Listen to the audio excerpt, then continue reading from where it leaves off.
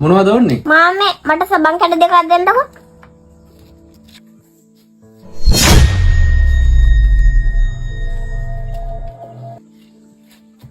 පුතේ සබන් කැට දෙකක් දෙන්නකෝ. ආ පුතේ. හරිද මාමේ? හරි පුතේ. හා. මොනවද අප්පච්චි කරේ? ඇයි මොකද? අප්පච්චි ඔයාට අර මල්ලිට ඉතුරු සල්ලි දෙන්න බැරුණානේ. මොන සල්ලිද? ඉතින් අප්පච්චි ඔයා ඒ මල්ලිට ඉතුරු සල්ලි දුන්නේ නෑනේ. ඉතින් අප්පච්චි ඒ මල්ලි රුපියල් 1000ක් දුන්නේ. සබන් කැට දෙකක් විතරයි ගත්තේ. ඉතින් අප්පච්චි ඔයාට හිතෙන්නේ නැද්ද ඒ කරපු වැඩේ වැරදි කියලා? ඒකේ කිසිම වැරද්දක් නැහැ පුතේ. වෙළඳාමේදී ඕවා සාමාන්‍ය දේවල්. අප්පච්චි ඒ මල්ලි ගෙදර ගිහිල්ලා කිව්වොත් එහෙම?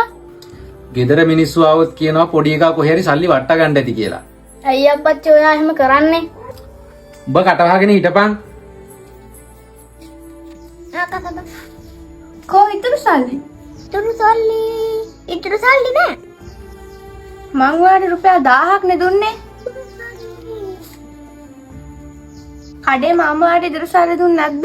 නෑ අක්කා ඉතුරු සල්ලි දුන්නේ නෑ. යන්කෝ එහෙනම් මගෙත් එක්ක කඩේට.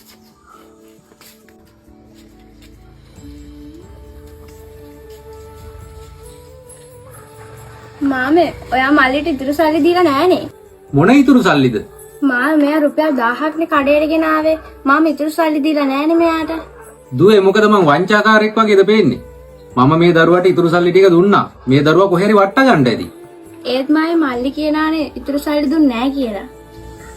දුවේ මම සල්ලි දුන්නා. මේ දරුවා කොහේ හරි සල්ලි වට ගන්න ඇති. දැන් ඉතින් මොනා කරන්නද? යම් මල්ලි යන්න.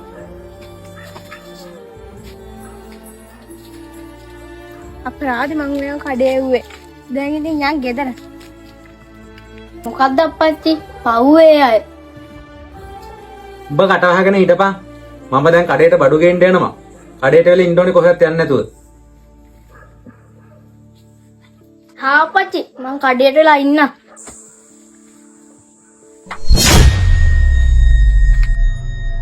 කොයිද මේ බඩු ගේන්න තිබ්බ සල්ලි ටික?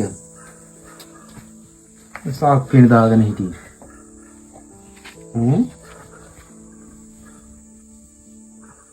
දැක්කනේ අප්පච්චි. ඔයා ඔය කරපු වැඩේට දැම්මම දඬුවම ලැබුණා නේද? මේ මොකද උනේ? ඒකනේ අප්පච්චි කියන්නේ අපි කාටවත් වංචා කරන්න හොඳ නැහැ. දැන් මොකද කරන්නේ? අප්පච්චි වෙච්ච දේ වුණා. දැන් ඔයා ගිහිල්ලා අර මල්ලිට සල්ලි ටික දීලා එන්න. යන්න අප්පච්චි. ඒ සල්ලි ටික දීලා එන්න. නැත්තම් අපිට තවත් පාඩු වෙයි. හරි පුතේ. මම ගිහිල්ලා ඒ සල්ලි ටික දීලා එන්න. ඔයා කඩේ බලාගෙන ඉන්න.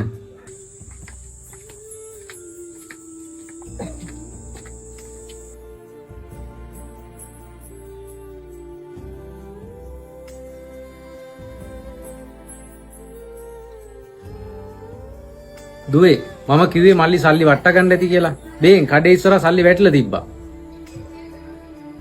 එහෙනම් මාමේ මල්ලි කඩේ ඉස්සරහා සල්ලි වට ගන්න කි. ඔව් දුවේ මං එහෙනම් යන්නම්.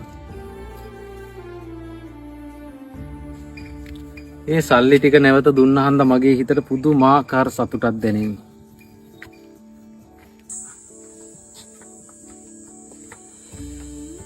අප්පච්චි ඔයාගේ නැති වුණ සල්ලි ටික හම්බුණා.